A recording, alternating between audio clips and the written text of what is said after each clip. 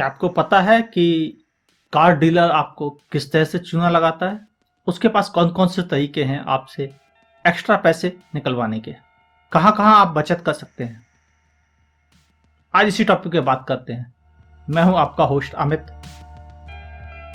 और आप देख रहे हैं आस्क कार गुरु। अगर आप ये सोचते हैं कि शोरूम डीलर आपको कार बेच के प्रॉफिट कमा रहा है तो आप बिल्कुल सही सोचते हैं, लेकिन गलत ये है कि सिर्फ प्रॉफिट कमा रहा है। वो आपसे ही सिर्फ एक चीज़ पे नहीं, 5 से 7 चीज़ों पर एक्स्ट्रा पैसे कमा रहा है। कार पर तो कमा ही रहा है, उसके अलावा किन किन चीज़ों पर? आज मैं ऐसे ही 5 पॉइंट आपके साथ शेयर करने जा रहा हूँ। कार खरीदते समय किन चीज़ों पर गौर करना चाहिए कि आप अपना कीमती पैसा बचा सकें। शोरूम सेल्समैन स्मार्ट होता है, उसको पता है कि आप कार खरीदने आए हुए हैं, आपको कार खरीदनी है। अब उसकी जिम्मेदारी ये है कि वो कैसे आपसे ज़्यादा से ज़्यादा पैसे निकलवा सके और अपनी कार आपको बेच सके, वो जो बिक नहीं रही हो। नॉर्मली हम जब कभी भी एक कार खरीदते हैं तो अपनी कार एक्सचेंज के लिए डीलर को देते हैं। ये डीलर के लिए सबसे बड़ा कमाई का स्रोत होता है। वो आपको कार बेच के पैसे कमाता है, खरीद के पैसे कमाता है, फिर उसी कार को दूसरे व्यक्ति को बेचकर फिर पैसे कमाता है और उस व्यक्ति को बेचने से पहले सर्विस चार्ज भी कमा लेता है और उसको कई सारी एक्सरी भी बेच देता है। यानी आपके अकेले पहुंचने से उसको 4 कस्टमर के बराबर प्रॉफिट हो जाता है। इसलिए जब कभी भी कार खरीदने जाएं, अपनी पुरानी कार को ओपन मार्केट में बेचें ताकि आपके पास अच्छे पैसे आ सके और उन अच्छे पैसों के दम पर आप शोरूम सेल्समैन और शोरूम डीलर के साथ बार्गेन कर सकें। कभी किसी ने किसी सेल्समैन को अपनी कार की 2 कमियां गिनाते देखा है? कभी नहीं। वो इस तरह से अपनी अच्छाइयां गिनाता है कार की कि आपका दिल लट्टू हो जाए उस कार के ऊपर। यही सेल्समैनशिप है। आप स्मार्ट हैं बिल्कुल, लेकिन वो आपको आराम से थोड़ी ही देर में ओवर स्मार्ट बना देता है और अच्छे से अच्छे लोग शोरूम सेल्समैन की बातों में आते हैं। किन किन चीज़ों पर आप गौर करें जो आप ऐसे झांसों से बच सकें? सबसे पहला मंत्र है आपके लिए, आप नो कहना सीख लीजिए। कार सेल्समैन की किसी भी बात के साथ हामी मत लगाइए। आप जितनी चीज़ों को नो कहना सीखेंगे उतना ही उससे बच सकेंगे। उसके पास ऑप्शन नहीं होगा आपके साथ ज़्यादा कमाने का। दूसरा पॉइंट, हर कार सेल्समैन डीलर के पास एक टारगेट होता है कार बेचने का। कार सेल्समैन और डीलर को वो टारगेट पूरा ही करना होता है मंथ एंड में। यानी मंथ एंड में कार डीलर और सेल्समैन के ऊपर प्रेशर होता है। यही सबसे अच्छा वक्त होता है उस प्रेशर पे नॉक करने का। अगर आपको बेहतर डील चाहिए, ज़्यादा डिस्काउंट चाहिए, तो आपको बार्गेन करना सीखना होगा और कार सेल्समैन से भी बार्गेन करना पड़ेगा, बिल्कुल वैसे ही जैसे आप सब्जी तरकारी वाले से करते हैं, बल्कि उससे ज़्यादा। मंथ एंड में ये आपको बेहतर डील दे सकेंगे। अगर किसी कार की कीमत 6,54,000 है तो आप मान के चलें कि वो कार आपको 6,35,000 में मिल सकती है बड़े आराम से। इसके लिए आप सहारा ले सकते हैं किसी ऐसे व्यक्ति का जो कभी शोरूम्स नहीं आता है। यानी भाई, अगर मैंने आपको इतने पैसे दिए तो मेरे पापा तो मुझे मार डालेंगे या मेरी सास मेरा जीना आराम कर देगी, मैं इससे ज़्यादा पैसे नहीं दे सकता। ये एक प्रेशर बनाता है शोरूम सेल्समैन के ऊपर कि आपको ना कहने में कोई दिक्कत नहीं आएगी। कभी भी शोरूम सेल्समैन के सामने एक कार को लेके उतावलापन ना दिखाएं कि नहीं, आपको तो कार बहुत पसंद है, आप फिदा हो चुके हैं इस पर, आपको हर हाल में लेनी ही लेनी है। जैसे ही उसको ये पता पड़ता है कि आपको कार लेनी है, वैसे ही उसकी तैयारियां शुरू हो जाती हैं आपसे ज़्यादा से ज़्यादा पैसा निकलवाने की। चलिए तीसरे पॉइंट पे चलते हैं। तीसरा पॉइंट है, कार सेल्समैन फाइनेंस में भी अच्छे पैसे कमाता है। यानी उसे जिन बैंक से आप फाइनेंस कराते हैं उस पर भी उसे मोटा कमीशन मिलता है। फाइलिंग चार्ज पर, इंटरेस्ट रेट पर और आपके डाउन पेमेंट पर भी। हर चीज में उसका कमीशन फिक्स है। इसके अलावा इंश्योरेंस बिल, जिसे हम एश्योरेंस बोलते हैं, एश्योरेंस का कमीशन 30% तक होता है। यानी अगर आपकी कार का एश्योरेंस पहले साल का 20,000 रुपये है तो आप समझ लीजिए कि 6,000 रुपये केवल उस सेल्समैन की जेब में जा रहे हैं। ध्यान दें, ये एक बड़ी मोटी रकम होती है। नॉर्मल मार्केट के मुकाबले शोरूम का डीलर आपको बहुत ज़्यादा कमीशन मिलता है, यानी आपके पास चांस है और ज़्यादा बार्गेन करने का उस पर। आप अपनी बार्गेन स्किल्स का इस्तेमाल यहाँ पर ज़रूर कीजिए, एश्योरेंस ऑफ फाइनेंस के समय खासतौर से। नंबर 4, कोई भी कार कंपनी, कोई भी कार डीलर उन कारों पर कभी भी डिस्काउंट नहीं देता है जिन कारों पर वेटिंग होती है। आप समझ गए होंगे, आप जैसे कई लोग लाइन में लगे तो वो आपको डिस्काउंट क्यों देगा। इसलिए अगर आपका काम, आपकी कार वेटिंग में ही है, आपके पास कोई दूसरा ऑप्शन नहीं बचा है, फिर तो मजबूरी है, आप कुछ नहीं कर सकते। लेकिन अगर आपके पास दूसरा ऑप्शन है तो फिर आप दूसरे ऑप्शन पर जाएं जहां पर आप अच्छी बार्गेन कर सकते हैं। नॉर्मली हर शोरूम में 3-4 कारें एक्स्ट्रा खड़ी ही रहती हैं पहले से। अगर आपको कोई ऐसा कलर पसंद है जो शोरूम में मौजूद नहीं है तो आप अच्छी डील नहीं ले पाएंगे। अगर किसी कार शोरूम में कोई कलर मौजूद है, आप उनमें से ही कोई चुनते हैं और उससे कहते हैं भाई मैं तेरा ये कलर खरीदने को तैयार हूँ, मुझे डिस्काउंट क्या देगा, तो डीलर समझ जाता है कि उसका पेमेंट जो उस कार में फंसा हुआ है, इन्वेस्टमेंट, वो रिकवर होने का वक्त आ गया है और वो आपको थोड़ी बेहतर डील दे देता है।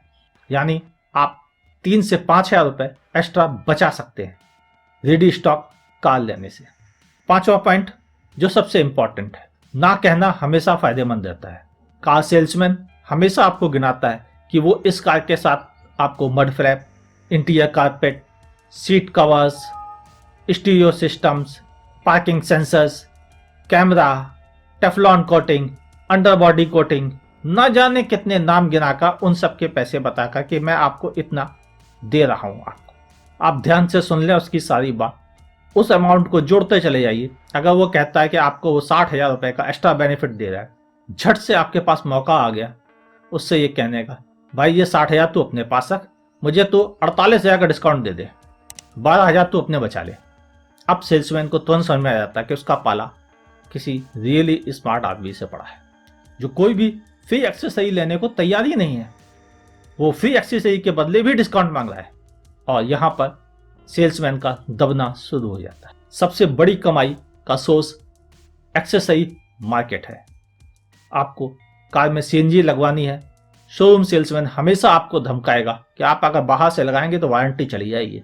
वैसा आपसे अगर लगवाऊंगा तो वारंटी कैसे बनी रहेगी। आप कोई मारुति की फैक्ट्री या हुंडई की फैक्ट्री में ले जाके तो लगाओगे नहीं, लगाओगे तो अपने शोरूम में ही ना, होगा तो वो भी लोकल मार्केट से। कंपनी की वारंटी कैसे बदल गई।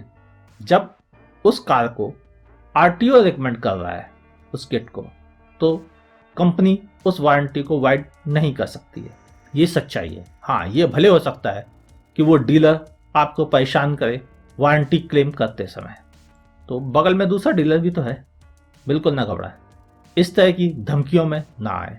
कार एक्सेसरी कभी भी शोरूम से लगवाने से बचें। हमेशा नई कार खरीदने के 1 महीने बाद एक्सेसरीज पर जाएं, सिवाय कारपेट को छोड़कर।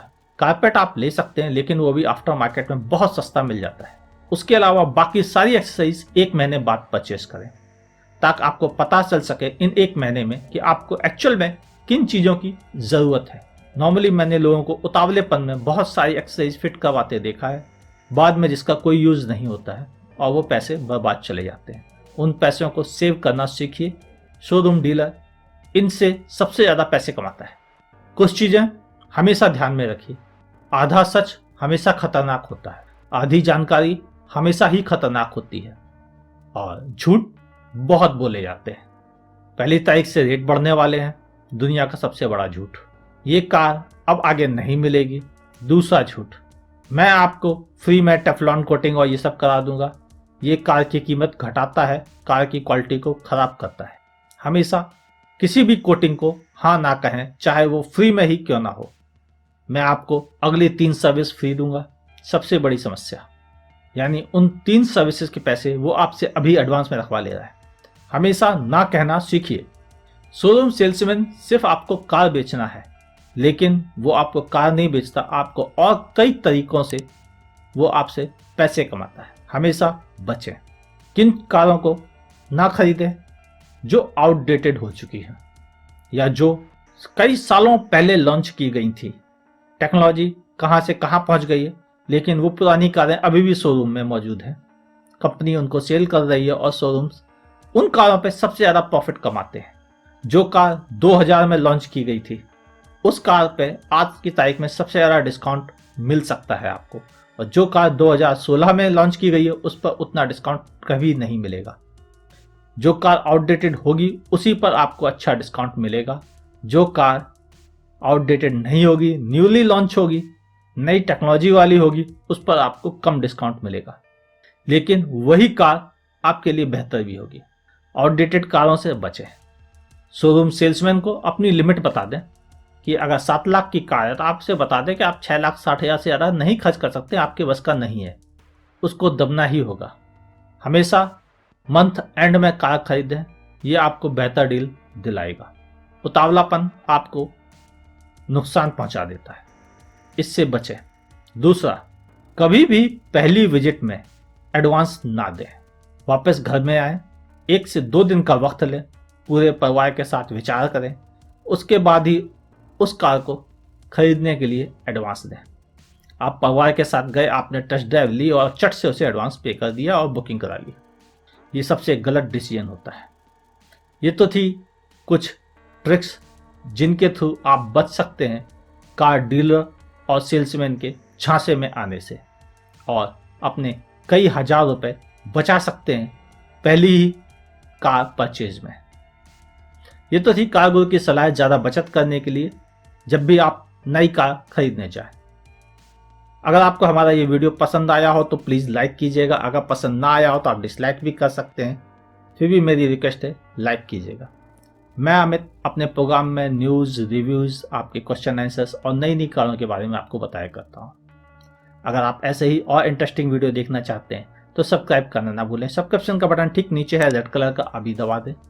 और एज ए VIP सब्सक्राइबर अगर सबसे पहले हमारी वीडियो देखना चाहते हैं तो बगल में दी गई नोटिफिकेशन बेल को पुश करना ना भूलें। मैं अमित अब आपसे इजाज़त चाहता हूँ। हमारा वीडियो अंत तक देखने के लिए आपका बहुत बहुत धन्यवाद। देखते रहिए आस्क कार गुरु।